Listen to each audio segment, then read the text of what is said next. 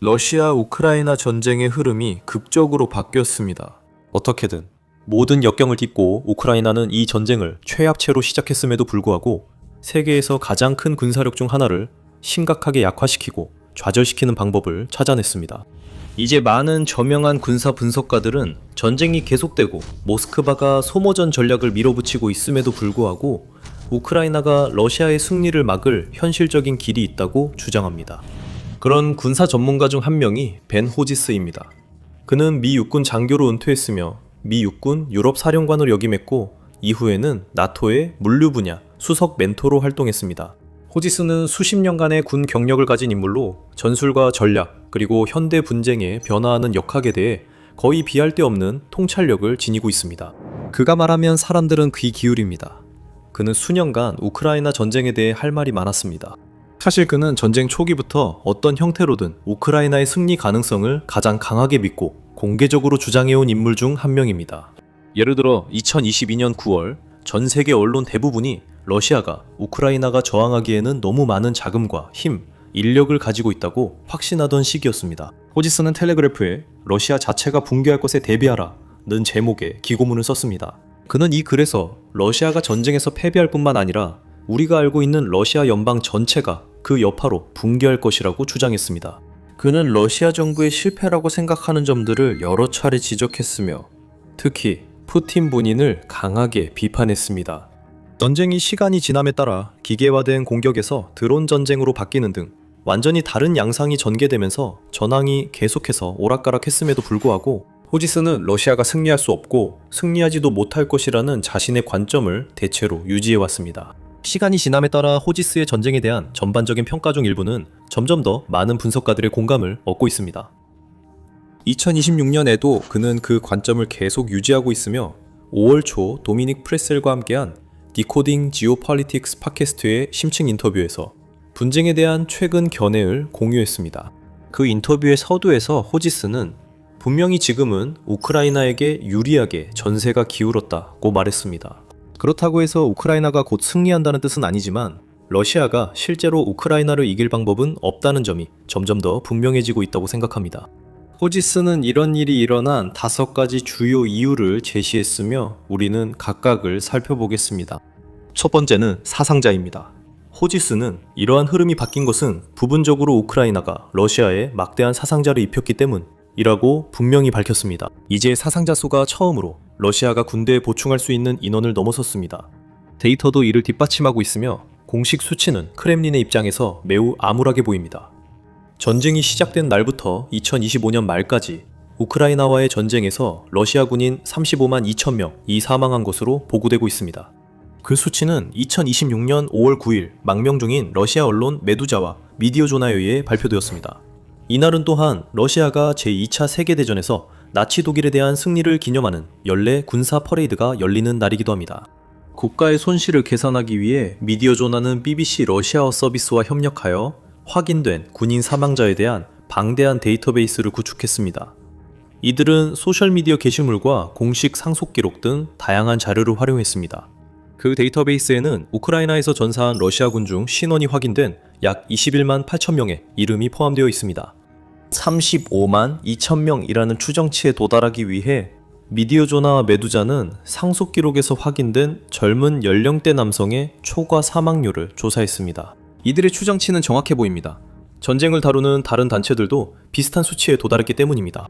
예를 들어 워싱턴에 기반을 둔 싱크탱크인 전략국제문제연구소 CSIS를 1월에 2025년 말까지 전쟁에서 약 32만 5천 명의 러시아 군인과 14만 명의 우크라이나인이 사망했을 가능성이 높다고 밝혔습니다. 이 수치에는 2026년 사상자가 포함되지 않습니다. 보도에 따르면 2026년 전선에서 수만 명의 러시아군이 추가로 사망했고 부상자도 많았습니다. 이 추정치에는 점령된 우크라이나 영토 전역에서 결성된 여러 민병대에서 러시아를 위해 싸우는 외국인 전투원과 군인들의 사망자 수도 포함되어 있지 않습니다. 따라서 크렘린의 손실은 훨씬 더 클 것으로 보입니다. 이것이 러시아가 자국의 사상자 수에 대한 정보를 숨기기 위해 그렇게까지 애쓰는 이유일 수 있습니다. 때로는 공공기록에서 데이터를 삭제하거나 군사묘지의 위성사진을 흐리게 처리하기도 합니다. 러시아의 연구 단체들과 일반 대중이 자국의 손실 규모를 알지 못하게 하려는 걸까요? 하지만 크렘린은 영원히 진실을 숨길 수는 없습니다. 앱을 차단하고 VPN을 금지하며 러시아 국민을 외부 세계와 단절시키려고 안간힘을 쓰고 있지만 수많은 언론 보도가 계속해서 진실을 밝히고 있습니다. 러시아는 우크라이나보다 훨씬 더 많은 사상자를 냈고 여전히 병력을 전선의 불길 속으로 내몰며 결국 힘에 의존한 전술로 승리를 거둘 수 있을 것이라 기대하고 있습니다. 수년 동안 러시아는 이런 방식으로 버텨왔습니다. 하지만 이제 베노지스가 지적했듯이 러시아의 인력 예비군이 고갈되기 시작하고 있습니다. 2026년 5월 자료에 따르면 크렘린의 군대는 5개월 연소 의로 충원할 수 있는 인원보다 더 많은 병력을 잃었습니다. 좀 더 정확히 말하면 우크라이나 무인 체계부는 러시아가 2025년 12월부터 2026년 4월까지 약 14만 8,400명을 모집했다고 추정했습니다. 같은 기간 동안 러시아는 15만 6,735명의 확인된 사상자를 냈으며 3월과 4월에는 각각 약 3만 4천 명의 손실을 입었습니다. 이 상황이 오래 갈수록 더 악화될 것입니다. 왜냐하면 러시아는 더 이상 병사들을 소모품처럼 취급하고 끝없이 보충되는 신병들에 의존하는 교리만으로는 버틸 수 없기 때문입니다. 러시아군은 더 이상 규모가 커지지도 심지어 같은 규모를 유지하지도 못하고 있습니다. 매달 조금씩 줄어들고 있습니다. 러시아군이 작아질수록 약해지고 그만큼 우크라이나에게 더 많은 기회가 생깁니다. TU의 지휘관들은 이미 기대치를 높이고 더 높은 목표를 세우고 있습니다. 2026년 말까지 매달 최대 5만 명의 러시아군을 제거하기를 희망하고 있습니다. 만약 그 목표에 근접하기만 해도 이미 엄청난 승리가 될 것입니다. 러시아는 이미 매달 약 3만에서 3만 5천 명의 병력 손실을 보충하지 못하고 있기 때문입니다. 따라서 러시아는 4만 명 이상의 손실을 감당하는 것은 완전히 불가능할 것입니다. 실제로 러시아는 점점 더 절박한 방법에 의존해 병력 모집을 늘리려 하고 있습니다. 협박에서부터 선전, 학생들을 드론 조종사로 속여 최전선의 살상지대로 보내는 기만적인 마케팅 캠페인까지 온갖 수단을 동원하고 있습니다. 하지만 이런 방법들은 효과를 내지 못하고 있습니다. 숫자가 크렘린이 원하는 방향으로 흘러가지 않고 있습니다. 사상자는 늘어나고 있지만 모집은 정체되어 있으며 이는 전장에서도 더욱 저조한 성과로 이어지고 있습니다. 이것이 바로 러시아의 몰락과 우크라이나의 부상에 대한 호지스의 두 번째 이유로 자연스럽게 이어집니다. 러시아군은 몇 달째 현장에서 의미 있는 진전을 이루지 못하고 있습니다. 사상자 수와 더불어 군사작전의 성공을 측정하는 데 있어 가장 중요한 지표 중 하나는 특히 다른 나라를 침공하거나 정복하려는 시도에서는 바로 영토입니다. 침공군이 매일, 매주, 매달 상당한 양의 영토를 점령한다면 그것은 성공을 의미합니다. 방어군이 자리를 지키고 적의 진격을 늦추거나 심지어 잃었던 영토를 탈환해서 적의 진격을 무산시킬 수 있다면 이는 보통 침공군이 실패하고 있다는 것을 의미합니다. 호지스와 프레셀은 인터뷰에서 2025년 내내 러시아군의 진격이 여러 지역에서 둔화되었고 2026년 초에는 거의 완전히 멈췄다고 언급합니다. 실제로 올해 몇 달 동안 러시아는 오히려 영토를 순손실로 잃었고 우크라이나가 잃은 것보다 더 많은 영토를 되찾는 데 성공했습니다. 호지스는 이러한 현상의 핵심 이유 중 하나로 우크라이나가 대규모로 드론을 개발한 점을 꼽으며 또한 우크라이나가 노출된 곳에 있는 러시아군을 추적해내는 능력도 언급합니다. 그는 우크라이나가 전선 곳곳에 효과적으로 살상지대를 만들어냈다고 설명합니다. 이 지역들은 러시아군이 전혀 침투할 수 없으며 크렘린의 지휘관들이 필요한 만큼의 대규모 병력을 집결시켜 전과를 올릴 수 없는 곳입니다. 대신 그들의 소규모 돌격 부대는 그저 반복해서 전멸당할 뿐입니다. 크렘린은 이 문제를 해결하기 위해 우크라이나 지역에 침투할 더 작은 부대를 보내는 등 다양한 전술을 모색하고 있는 것으로 알려졌습니다. 하지만 호지스는 이것만으로 전쟁에 실질적으로 큰 영향을 미칠 수 있을지 의문을 가지고 있습니다. 특히 그가 오늘날 전황 변화의 이유로 제시한 나머지 3가지 이유까지 함께 보면 더욱 그렇습니다. 이제 남은 이유들에 대해 이야기하기 전에 우리가 The Military Show를 만드는 이유는 권력이 실제로 어떻게 움직이는지 설명하기 위해서입니다. 그러니 처음 오신 분들은 구독 버튼을 눌러서 다음 내용을 놓치지 마세요. 호지스 중장도 우크라이나의 전략적 정보력이 전쟁의 흐름을 바꾼 또 다른 큰 요인이라고 지적합니다. 모멘텀이 바뀐 또 다른 이유는 우크라이나가 러시아의 석유와 가스 수출 능력을 파괴함으로써 승리 전략을 세운 것으로 보이기 때문입니다. 이제 우크라이나는 러시아 깊숙이 있는 1000km 너머의 정유시설도 타격할 정밀 장거리 무기를 충분히 갖췄습니다. 호지스가 설명했듯이 이제는 러시아의 정유시설이나 다른 에너지 인프라가 우크라이나의 드론과 미사일에 의해 폭파되고 불타는 소식이 일주일도 채 지나지 않아 들려오고 있습니다. 그리고 이 모든 것은 키이우가 수년간 추진해온 장기 전략과 연결되어 있습니다. 하지만 이 전략은 2025년부터 본격적으로 강화되었고 2026년에도 이어지면서 정유시설, 송유관, 처리시설, 터미널, 그리고 기타 중요한 석유와 가스시설에 대한 공격이 엄청나게 증가했습니다. 이러한 공격의 논리는 간단합니다. 러시아는 이 전쟁에 수십억 달러를 쏟아붓고 있으며 그 자금을 석유 산업에 의존해 마련해왔습니다. 석유는 러시아 경제의 중추입니다.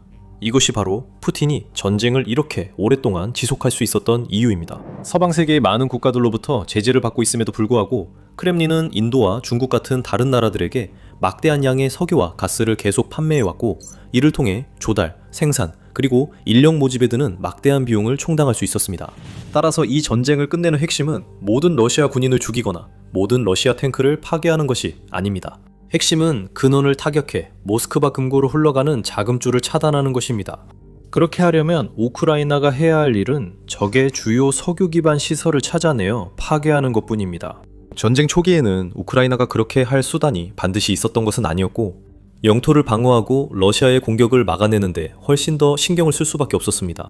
하지만 지금 우크라이나는 더 나은 드론, 강력한 미사일, 더 많은 정보와 뛰어난 무기 체계를 보유하고 있습니다. 우크라이나는 러시아 정유시설을 정확히 찾아 치명적으로 타격할 수 있으며 이런 공격의 영향이 누적되고 있습니다.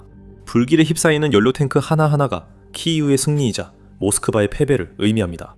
모든 화재, 모든 폭발, 모든 가동 중단이 이 분쟁의 큰 그림에서 중요합니다. 러시아가 돈이 적을수록 이 전쟁을 계속하는 것이 더 어려워지기 때문입니다. 호지스가 말했듯이 우크라이나군이 이런 작전을 계속할 수 있다면 러시아가 앞으로 이 전쟁을 감당하기가 정말 어려워집니다. 그리고 러시아가 점점 가난해지는 반면 우크라이나는 점점 부유해지고 있습니다. 이것이 벤 호지스가 강조한 네 번째 중요한 점, 즉 서방 동맹국들이 키이우에 제공하는 막대한 재정 지원입니다. 호지스는 미국이 우크라이나 문제 해결책이 아니라고 보면서도 유럽이 역할을 하고 있다는 점에 희망을 가집니다. 유럽의 나머지 국가들은 우크라이나가 그들을 필요로 하는 것보다 그들이 우크라이나를 더 필요로 한다는 사실을 깨닫고 있습니다. 그리고 러시아가 유럽의 다른 지역을 침공하는 것을 막는 가장 좋은 방법은 우크라이나가 러시아를 이길 수 있도록 돕는 것이라는 점도 인식하고 있습니다. 호지스는 이와 관련해 독일이 앞장서고 있다고 말하면서도 다른 나라들 역시 우크라이나를 돕기 위해 할 수 있는 한 많은 지원을 하고 있다고 덧붙였습니다. 호지스는 헝가리의 전 총리인 비토르 오르반의 정치적 패배를 언급합니다. 그는 오랫동안 나토와 유럽연합 내에 푸틴의 내부자로서 항상 간섭하고 방해하며 유럽이 우크라이나를 돕는 노력을 어떻게든 지연시키는 인물로 여겨졌던 사람입니다. 예를 들어 우크라이나에 대한 900억 유로 대출, 이 실제로 최종 합정되기까지 몇 달이 걸린 것도 오르반 때문이었습니다. 하지만 이제 오르반이 물러나고 훨씬 더 친유럽 성향의 총리가 그 자리를 대신하면서 그 자금이 마침내 우크라이나로 자유롭게 흘러들어가고 있습니다. 이는 우크라이나의 방위 산업에 매우 필요한 활력을 불어넣고 있습니다. 우크라이나는 자신의 이점을 활용하고 러시아의 취약점을 공략하며 모스크바가 준비 중인 다음 여름 공세에 대비하려 하고 있습니다. 호지스는 유럽 국가들이 이 모든 일을 자선 목적으로 하는 것이 아니라 유럽인들의 이익과 우리가 알고 있는 유럽의 존재 자체를 위해서라고 지적합니다. 그가 말하길 우크라이나가 무너지면 러시아군이 문 앞까지 오게 되거나 아니면 우크라이나를 재정, 물질적으로 지원하고 러시아산 석유를 운반하는 그림자 선단 선박을 막는 등 여러 방법으로 돕는 것뿐입니다. 유럽이 해야 할 일이며 이는 그들 자신의 이익을 위한 것입니다. 그렇게 되면 러시아가 전쟁을 계속하기 점점 더 어려워질 것이라 생각합니다. 마지막으로 전 미국군 유럽 사령관은 우크라이나의 놀라운 방위산업 발전이 퍼즐의 마지막 중요한 조각이라고 이야기합니다. 저는 우크라이나의 방위산업이 크게 성장했으며 과거보다 자신들이 필요한 것을 더 많이 생산할 수 있게 되었다고 생각합니다. 그는 최근 우크라이나의 야포나 탄약 부족 보도가 줄어든 이유로 우크라이나가 필요한 탄약의 상당 부분을 자국에서 생산할 수 있게 된 점을 들었습니다. 또한 우크라이나는 혁신적인 프로젝트, 예를 들어 플라밍고와 장거리 넵튠 미사일 등을 성공적으로 실현했습니다. 그리고 전쟁이 시작된 이후 우크라이나 전역에 새롭게 생겨난 수백 개의 방산업체 덕분에 수십 종의 치명적인 신형 드론들도 최전선에 배치되고 있습니다. 오늘날 우크라이나의 방위 산업은 불과 몇 년 전과 비교해도 엄청난 발전을 이루었다는 데에는 의심의 여지가 없습니다. 실제로 2022년만 해도 우크라이나는 군사 개발과 생산 분야에서 거의 존재감이 없었습니다. 이제 우크라이나는 세계 최고의 군사 강국 중 하나로 여겨지며 다른 나라들이 실제로 우크라이나 드론과 방위 시스템을 주문하고 현지 방산업체에 투자하기 위해 줄을 서고 있습니다. 우크라이나가 인력 부족이나 서방 동맹국들로부터 필수적인 방공 시스템의 제한적인 공급과 같은 어려움에 직면했을 때조차 방위 산업은 그에 맞게 적응해왔고 지휘관들은 가장 효과적인 해결책을 찾아 배치해왔습니다. 예를 들어 우크라이나 군대는 점점 더 드론에 의존하게 되었습니다. 이제 우크라이나는 무인 항공기를 사용해 전선 진지를 보호하고 러시아 돌격대를 제거하며 가장 치열하게 다투는 지역에서도 자국의 피해를 최소화하고 있습니다. 앞으로 벤 호지스는 우크라이나가 군사 역량을 계속 확장하고 혁신할 수 있는 가상의 시나리오를 상상합니다. 이 과정에서 인공지능에 더 많이 의존할 수도 있다고 봅니다. 드론 군집에 의해 보호받는 전체 대대의 병력을 만들어 러시아 진지를 향해 진격하고 더 많은 잃어버린 영토를 탈환할 수 있도록 하는 것입니다. 그것은 지금으로서는 모두 이론적인 이야기입니다. 하지만 그동안 러시아는 호지스가 언급한 모든 점들, 즉 급증하는 사상자부터 불타는 석유 인프라까지 실제로 현실에서 그 결과를 겪고 있습니다. 이렇게 다양하지만 똑같이 중요한 모든 요인들의 단순하고도 불가피한 결과는 러시아가 동력을 잃고 이 전쟁에서 패배하고 있다는 것입니다. 푸틴은 이제 그 사실을 외면할 수 없습니다. 그의 열렬한 지지자들조차 등을 돌리기 시작했기 때문입니다. 호지스가 언급했듯이 이제 점점 더 많은 러시아인들이 밀리터리 블로거나 유튜브 등 다양한 곳에서 전쟁과 푸틴에 대해 공개적으로 불평하는 모습을 볼 수 있습니다.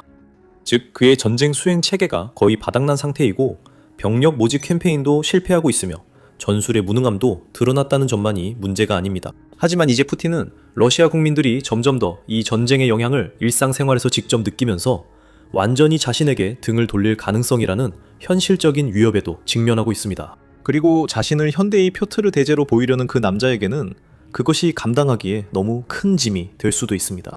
아마도 이것이 최근 대국민 연설에서 푸틴이 전쟁이 마침내 끝나가고 있다고 공개적으로 언급한 이유일지도 모릅니다. 그가 맞을 수도 있지만 분명히 2022년 2월 이 전쟁이 시작됐을 때 그가 상상했던 영광스러운 결말은 아닐 것입니다. 압도적인 러시아의 승리를 축하하는 대신 푸틴은 이제 백기를 들고 자신의 경력에서 최악의 결정에 대한 대가를 마주할 수밖에 없다는 사실을 깨닫고 있을지도 모릅니다. 이 영상을 통해 우크라이나가 바뀐 전세를 최대한 활용해 잃은 영토를 되찾는 과정을 더 자세히 알 수 있습니다. 또는 이 영상을 통해 키이우의 수비대가 전선뿐만 아니라 러시아 깊숙한 곳까지 지옥을 퍼붓고 있으며 푸틴의 광대한 영토 어디도 더 이상 안전하지 않다는 메시지를 보내고 있는 모습을 확인해보세요. 그리고 마지막으로 더 많은 통찰력 있는 분석과 놓치고 싶지 않은 군사 속보를 위해 더 밀리터리 쇼 채널도 꼭 구독하세요.